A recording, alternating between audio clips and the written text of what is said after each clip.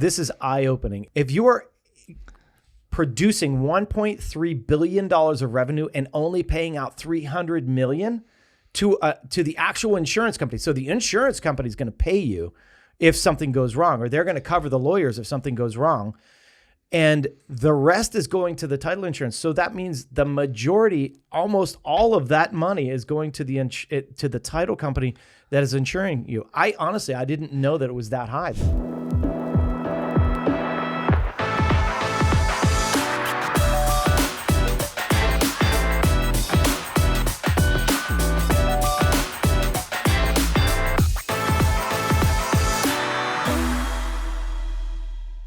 How's it going, everyone? Welcome back to another episode of the Shawn and Matt Show. My name is Matt, that is Shawn, and welcome to our show, Shawn. In today's episode, we're going to be talking about whether or not title insurance is a scam, whether or not home ownership is overrated, and we're going to get into in or out, whether Shawn Battle is in or out on 3 properties across the United States. Shawn, let's start with an article originally from WBUR in Boston, Massachusetts. Massachusetts real estate lawyers must disclose pay from title insurance to home buyers. Attorneys who sell title insurance must now disclose that they earn a large portion of the associated fees charged to clients, and they must get written consent from clients on those fees well before closing day when home buyers are facing a thick stack of mortgage papers. So, Shawn, the discussion is not necessarily about Massachusetts real estate lawyers as a whole. It's more about disclosures, title insurance as a whole, and whether or not home purchasers are just being gouged right in front of their face and not even realizing it. So let me begin with what title insurance actually is, just to set a primer here, and then I'd love to get your opinion on it. So there's 2 types of title insurance: lender's policy and owner's policy. Lender's policy is required to protect the lender in the event that the seller is not legally able to transfer the title. And then the owner's policy protects the homeowner against defects in the title and lasts for the duration of home ownership. Now, title insurance is interesting because it's unique from other types of insurance which require ongoing payments to protect against future incidents. Think life insurance, car insurance, health insurance, things of that nature. Instead, title insurance is a one-time payment that protects the buyer from what has already happened. So, Shawn, with that being said, title insurance, by the way, it's not a set price. It's a percentage of the value of the property, whereas a lot of other insurances are based on the amount of risk involved. So, Shawn, with that being said, have you ever heard of anyone thinking title insurance is a scam? Do you think it's a scam? And what are your thoughts on whether or not you recommend title insurance to your clients? Wow, this is a tough one, Matt. So I've bought multiple homes and I've always bought title insurance. And I think the reason is because it's scary. Some people think, oh, well, what if something does go wrong? What if something was wrong in that title chain? What if there was something missed in the past with that title? And then somebody comes and tries to sue me or take my property because, hey, Matt didn't sign off on this property years ago and he was an owner and somebody fraudulently sold this home and now he's coming after the home and wants to take it and he has the right to do so. How am I going to defend that? And so I would have to hire, if I didn't have title insurance, I would have to hire my own lawyers to defend, and it could cost me hundreds of thousands of dollars, and I could lose my home. So in that regard, you start thinking, wow, well, this is a really scary thing that if it actually did happen, the chances of it happening are very small, but if it did, it could ruin you. It could take all of your money and your house. So would you rather pay the couple $1,000 at closing or whatever it is, a percentage of your sale price at closing to cover you for your entire life? So it doesn't matter if you sold the house, you still covered for that house if somebody comes after you in that whole transaction. So in that regard, I've always bought it and I said, you know what, it's $2,000, whatever, it's $1,800, whatever. It's a one-time fee. I'm cool with it, right? But when you start thinking about how many times have you actually heard something happening I'm not a title attorney. I'm not a title insurance. I don't know all the ins and outs of it. But the thing is, these title attorneys are doing searches on the land records, right? So it's almost like, don't you think these people should have insurance because they're doing the work to try to find the mistakes? It's what did you pay your title company to close on the property for if they miss something? Right. Isn't that the whole point? That's the point. It's like, all right, so I'm buying title insurance basically for the work that you just did. But what they're doing is they're relying on land records. So the land records could have been wrong. So, all right, then whose problem is it? It's the state's problem. Like, hey, state, maybe you should be bucking up because you screwed up the land records, or somebody. But there's so many fraudulent things that could happen, and that's why it's one of those things. Especially nowadays, there's so many unique things that people are coming up with and scams and trying to get people's money or trying to like sell them their something towards their house, and next thing they know, they're out of a home. So these kind of things. It's a scary proposition when you're thinking about it. And when you're buying a $500,000 house and you're like, well, what's $2,000 at this point? I'll pay it because I don't want something to happen. So in that regard, I always recommend it. I say, like, I would purchase it because I personally have, and I don't then have to worry in the middle of the night, like, wait, what if, So you've said the word scary now a couple times, and we all have sat at the closing table and the title attorney has said, oh yeah, we had this one issue where this crazy thing happened. But the thing is, isn't it their job to scare us? Isn't it their job to tell us these crazy stories that happen? Let me give you some statistical data from the Texas Department of Insurance, TDI.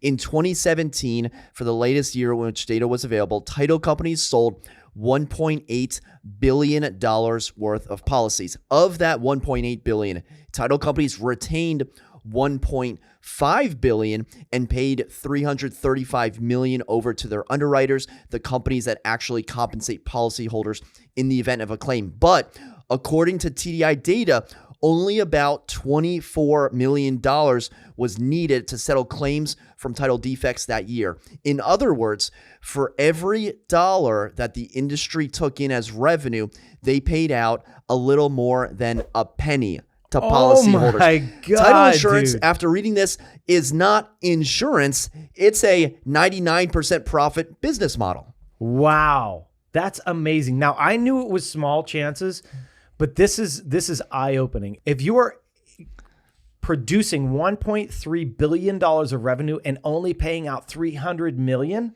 to the actual insurance company, so the insurance company is going to pay you if something goes wrong, or they're going to cover the lawyers if something goes wrong, and the rest is going to the title insurance. So that means the majority, almost all of that money, is going to the title company that is insuring you. I didn't know that it was that high.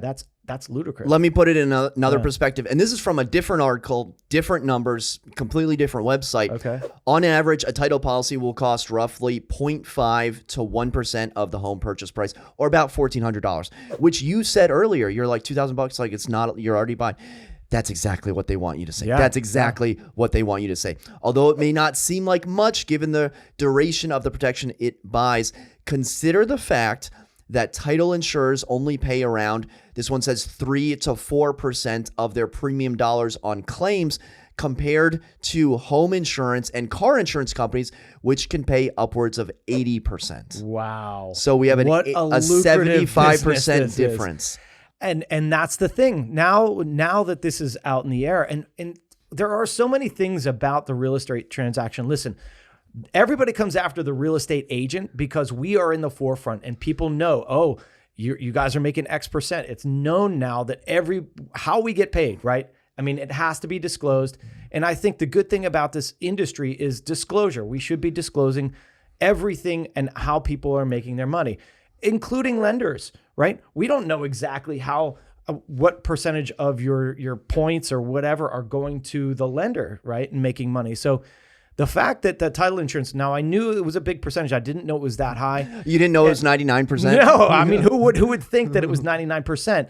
I always knew. And I tell my clients, listen, the majority, the way the title companies are making their money is based on the title insurance. Yeah, they're charging you $500-$600 to do the deal, right? They're charging you up front for the title charges or whatever.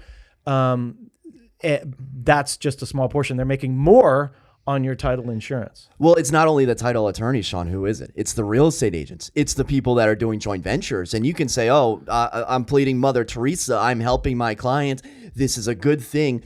But if this is a 99% profit margin and you're making some of the profit, tell me how a joint venture isn't violating every ethics violation in the world. Well, that's the thing is joint ventures. A lot of people don't know what that is. Do you want to explain it in a little way? Well, you as a real estate agent can partner with other real estate agents and title companies to create a joint venture, like an LLC essentially. And then when people use that title company and purchase title insurance, wink, wink, you share in the proceeds of the profits. Yeah, that's a scary business proposition. I mean, like basically you're in an LLC that is an owner of a subsidy of the title company or something like that. I don't exactly know how it works, but this is a RESPA kind of almost violation. It's scary, right? Like people start doing this stuff and you'll see them out there. They're basically skirting around the rules by doing these fancy LLCs. But then the real estate agent has to disclose this stuff. Listen, if I'm referring you this title company, like brokerages do this. Brokerages, for the most part, will just say, we have an affiliation with this title company. We make money off this transaction. It has to be disclosed to you whether you are using this title company or not. And so now what different agents are doing, they're like, well, wait a second. I want a piece of this pie too. And they're doing it on these joint venture kind of situations. And now they have to disclose to their clients, hey, listen, I personally, or in some way, in a roundabout way, I am making money from this title company because you're using them. And so in my opinion is like, all right, are you referring them for good reason or are you referring them because you're making money? And that's the truth. The reality is a lot of them are just referring because they're actually making money. They're getting a kickback, which, kickbacks are illegal. A term from the 1990s, if you will. Oh, but Shawn, they're doing a benefit because you need title insurance or else you may lose your house one day. Yeah, that's amazing. I didn't realize it was that bad. So, who else is what I like is in the remarks section. Sometimes you'll see seller prefers XYZ. Yeah. A seller has never wanted to prefer a settlement company. It's the agent that prefers that settlement company. Here's the thing. I would say 95 times out of 100, I have recommended a title company. 5 times out of 100 have people actually known or owned a title company or use their son's title company or something like that. So it's a very small percentage of the population that actually knows a title company that wants to use a specific title company. I put in like 2 to 3. Seller prefers XYZ, ABC, DEF, and let them choose because there are bad title companies out there, right? Like there are, sure. Just email me your social, type of title companies out there. So you want to make sure you're using a legitimate title company, but maybe think twice about the title insurance. However, I'll also admit, maybe I'm the biggest hypocrite in the world, Shawn, because I bought a property and you know what? Title insurance, $700. Yeah, fine, whatever. I'm just going to pay it and forget about it. And that's why people do it is because it's like, all right, $700. I don't want somebody to come after my property. What's $700 when I'm spending all this money? When I'm forking over, $50,000 right now, what's another $700? I'll just do it. But the key is no one knows that $700 is basically going into the lawyer's pocket. And as far as disclosure, there should be disclosure laws on that and saying, hey, the insurance company is getting this, we're getting this. The other way to do it is just like, this is the problem with competition, right? So they're like, all right, well, how do we make the money without us charging the money, right? So now what's going to happen is, if disclosure laws start coming out about this, maybe the title insurance will come down, but the fees will start going up on the other side, right? So it's like, all right, well, where are we gonna benefit from this? I mean, the title companies have to make their money, so their fees are low, but your title insurance is high, and that's where they're making their money. So it's funny because real estate agents oftentimes fall on the sword of, agents make too much money and, what's your commission? What's this commission?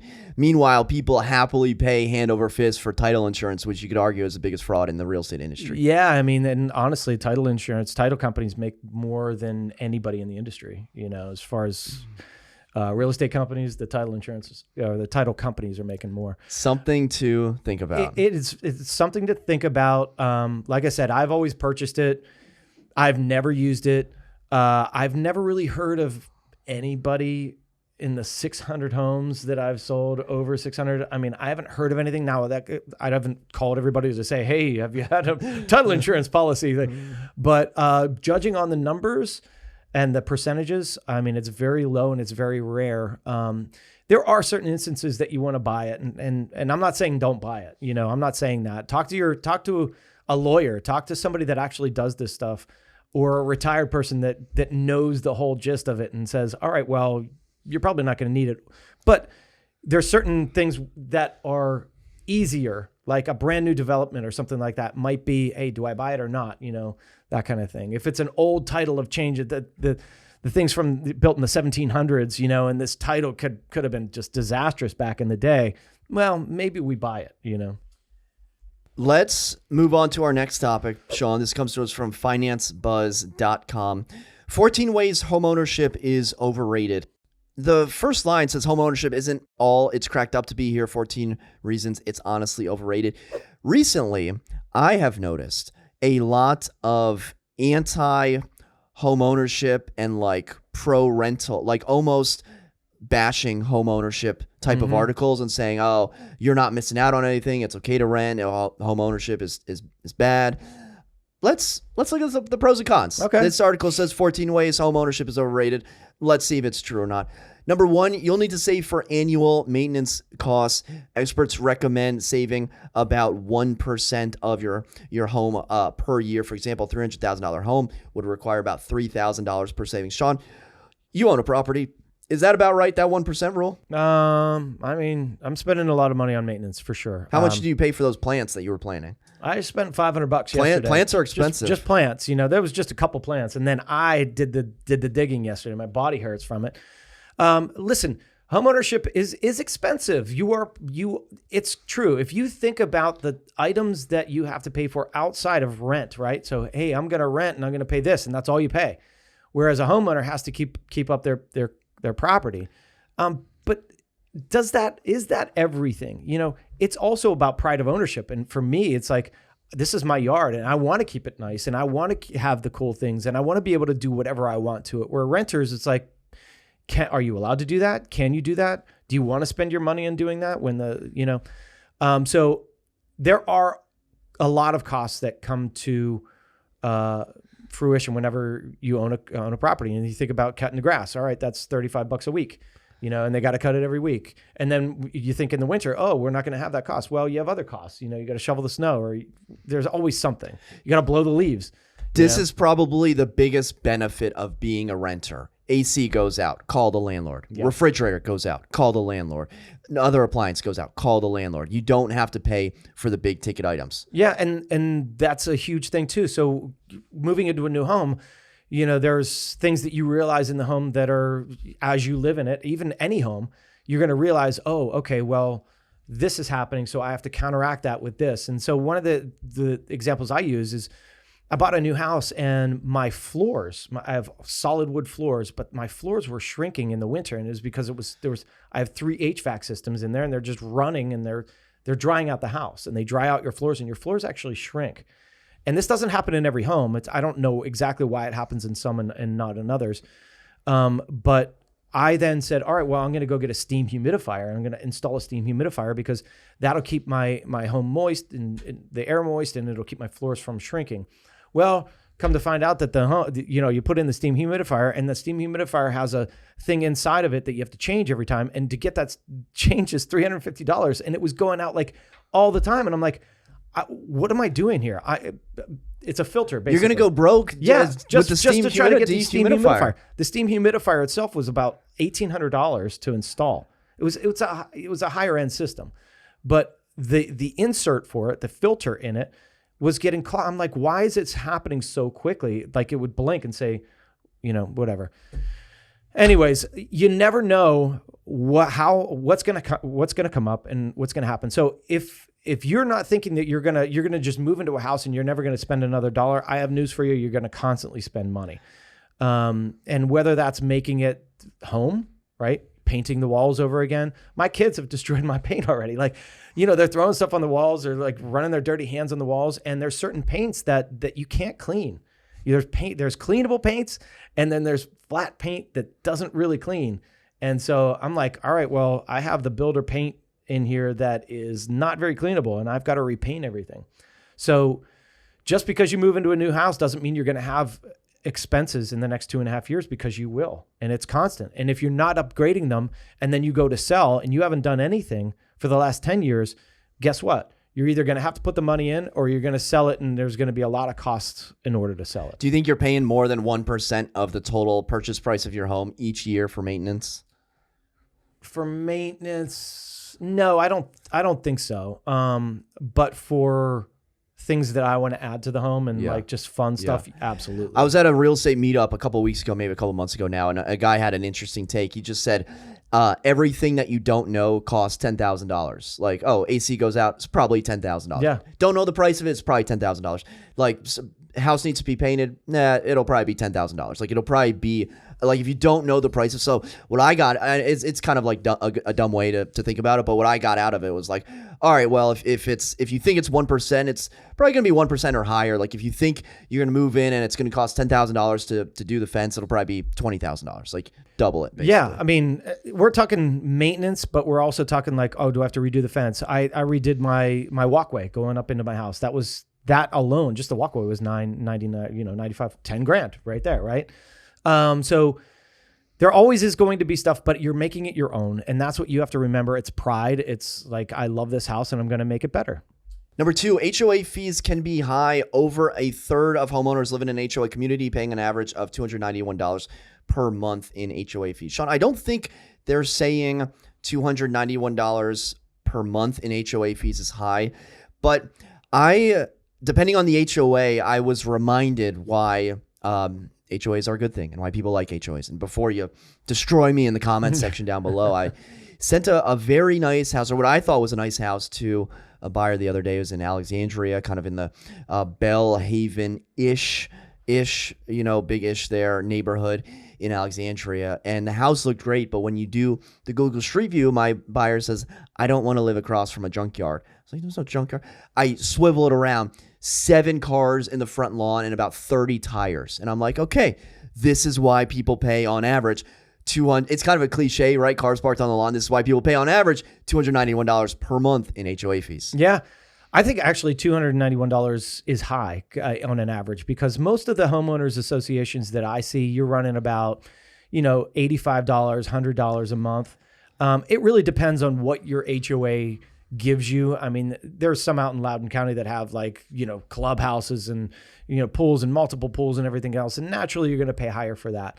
But yeah, you're going to pay these things. They're a luxury. One might afford you some other luxury, right? They're going to give you a pool, a gym, blah, blah, blah.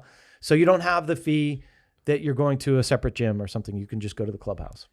Number 3, appreciation isn't guaranteed. So the property going up in value, not always the case, especially, in this day and age. And I love this sentence. Since 2022, home prices have gone down an average of 2.6%. Who cares? Yeah, since 12 months ago, home prices have gone down.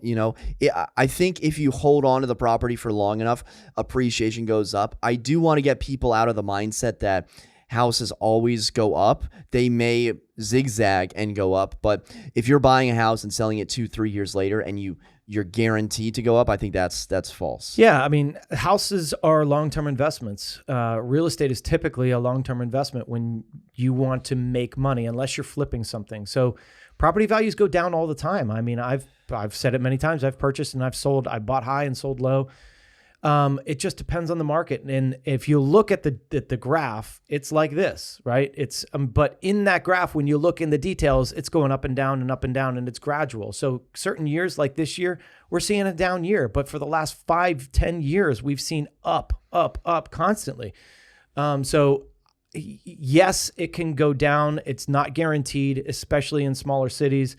You're not going to have much equity. Really what it is like kind of a savings thing that, hey, listen, time flies, right? And you're renting for 10 years. If you would have owned for that 10 years, you could have paid down the loan and walked away with some equity. But if you're not, and then you're walking away with nothing. Yeah, you might have some added costs, but hasn't rent gone up so much in the last, if you would have bought 4 years ago, right? And and you would have started renting 4 years ago, my cost would have stayed same 4 years ago, but I guarantee you your rent would have increased.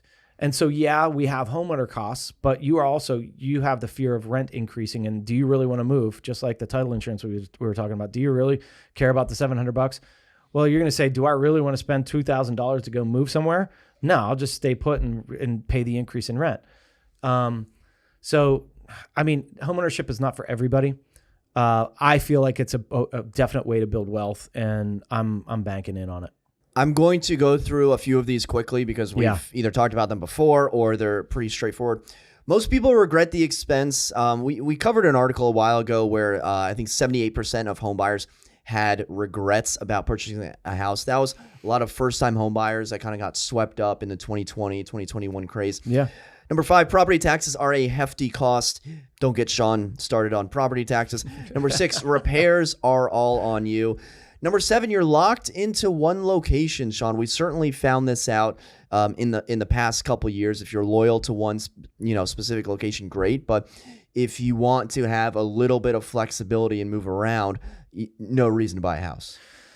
Correct. It really depends on your family situation, how you want to grow your roots, or if you don't want to grow your roots. I mean, there are definitely situations where personally I have kids and I want them to go to the Arlington schools and they're set in their schools and I want them to stay. So I'm staying, and I would, if I know that I'm going to stay here because I have kids and I want them to go to these schools, why would I rent? I'm going to buy if I can, because I know I'm going to be here for at least 18 years. But then, you look at your good old boy, Grant Cardone, right? Mm-hmm. I was reading an article this morning about him. He's like, if I was making under $400,000 as a man, I would feel ashamed of myself, right? Of course, Grant Cardone's going to say that because he makes billions of dollars, right? I mean, he's the one exception. But he buys all this real estate, but he rents his homes. And I mean, I don't know his exact situation, but from what I've seen, he's moving all the time. And his kids are going flying all over the place, which could be great for kids. But from my experience, kids want to know their friends. They want to be with their friends. They want to, grow up in a community that helps them, nurtures them, and where they can grow and have their friends. So I don't know. Moving around is good. If you're that person that loves to just move and move and move, then it's great. If I was single, I'd be like, I think I'm going to leave here 2 years, so I'm going to rent, Number 8, free time is taken up by repairs and maintenance. Ask Shawn what he did on Sunday. Number 9, the location might not be desirable. Let's see. In the largest metro areas, at least 61% of renters can't afford to purchase a home within the city. Okay, are you getting anything out of that sentence? Say it again. In the largest metro areas, at least 61% of renters can't afford to purchase a home within the city. If they could afford to purchase a home, wouldn't they not be renters? Yeah. I mean, isn't that... I'm going to skip that one. I don't know. That one seems way too basic and elementary. All right, number 10, you'll likely need to take on debt. 11, it doesn't always make sense for your stage of life. 12, you may lose access to amenities. 13, your mortgage payment could change. And 14, homeowners insurance is expensive. Shawn, overall, kind of just, there are counter arguments to all of these points. So sure. If something's too expensive, you're getting a lot of values from it. Your mortgage payment should change. Well, your rent could go higher. You may lose access to amenities. You may gain more amenities at your house. When are you going to get a hot tub? When are you going to get a pool? See, there's another thing, right? You always want to add things, but listen, do you need it?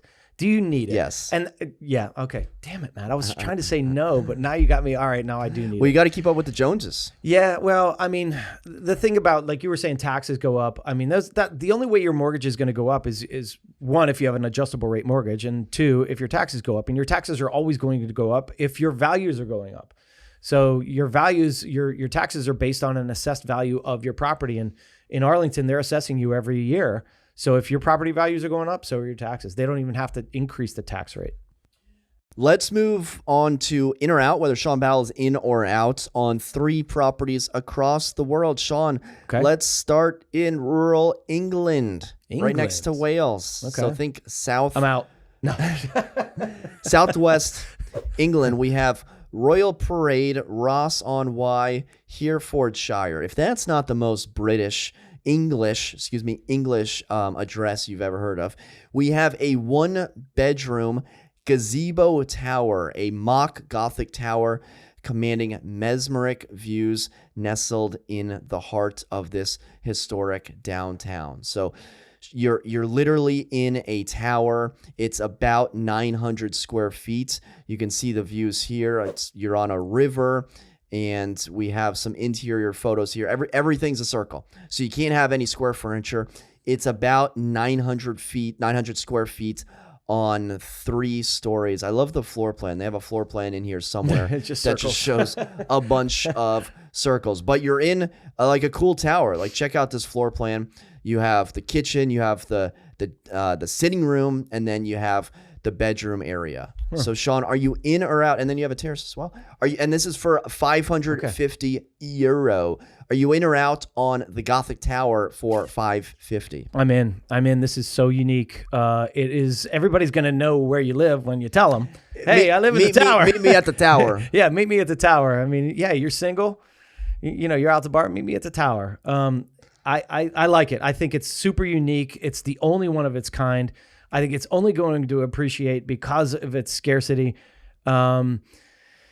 It looks like it's cool inside. It's been redone inside. It was originally built 1833. I like that it was built in like 1833 and not like 2003. It literally looks like it's part of like the old wall, and it was the tower of the old wall. It's just very cool. Unique. 3 levels. You got your bedroom up top, your cool as hell. Talk about a piata tear. By the way, the description says utterly more than once. You think utterly is like the word spacious or stunning. Yeah. An utterly unique modern Gothic tower. 1833. It commands the most outstanding views. Yeah, you talk about a one-off. Chat GPT did not write this No, one. it definitely did not. Shawn, I'm in on this as well. I think it's super cool. I don't like when it's like super cool on the outside and then like bland on the inside. This one still has, some character, some coolness going on the inside. So very cool. I just need to find some circular furniture. Mm-hmm. All right, let's get back to the U.S. of A, Shawn, and let's go to Pittsburgh, Pennsylvania, and take a look at 897 Field Club Road. This comes to us from Zillow Gone Wild via Zillow, known as the Mirror House among its legions of fans. Shawn, 5 days on Zillow, 20,000 views, 1,000 saves. Isn't that just goals for online visibility? That's amazing. Let's see. This elegant multi-level home features an interior with 25 skylights and approximately 4,300 square feet, just like Falling Water. So they're comparing themselves to old Frank Lloyd Wright. Wow. The house emphasizes the connection between the interior and the exterior spaces. So, Shawn, this comes in at 3 bedrooms, 4 bathrooms, and you got about 4,300 square feet. Shawn, are you in or out on the Mirror House in Pittsburgh? Wow. Again, another unique property. Matt, I'm going to say, even though this is Pittsburgh and even though that is unique, I'm going to pass on this one, man. Really? Yeah. Why? The mirrors. I mean, the whole exterior is mirrors. The inside is mirrors. There's it's very particular. And speaking of costs after you go and purchase a property, I think there's going to be a lot of costs in this. Do the mirrors convey? I guess they're affixed to the walls. They got to convey. You better put that in your contract. You ever have people take mirrors from the bathrooms? Oh, yeah. Put it in your contract. Even though our contract states that mirrors in the bathroom will convey, you better put that in your contract. The whole exterior is mirrors. It's cool, but like I think it would get old after a while. I'm not digging the black carpet. I do like the skylights. I love natural light. I mean, what's with their pots and pans hanging? Well, stuff, they're on display. It's like new age. Yeah. Shawn, this is going to shock you, but I am in on the Pittsburgh Mirror House, and you know how I feel about Pittsburgh. So I think the house is super cool. It's 4,300 square feet. It's massive. It's light. It's bright. It's got some cool outdoor features. It's got a theater room. It's got a place to shoot some videos. It's got tall ceilings. It's got a lot of things that I enjoy. So I am in. I like that shot right the there. Mirror. You already said you're out, so damn it. Can't not like it anymore. All right. Let's head over to Berkeley, California, and take a look at the final house. This is the Saxophone house, 1985 Tunnel Road for 1.997, 1.2 million, secluded in the Berkeley Claremont Hill. This Tunnel Road Castle is designed by Ace Architects, is a stunning piece of art featuring some of the most whimsical look. Built in 1996 for an amateur jazz player, not even a professional, an amateur jazz player. Wow. You will appreciate the details throughout this magnificent property. So you have the curved balconies with the treble clef railings. Shawn, I know you appreciate that as a musician. Massive striking saxophone towers, over 4,000 square feet. So you got 5 beds, you got 5 bathrooms, you got over 4,000 square feet, you got a rooftop terrace.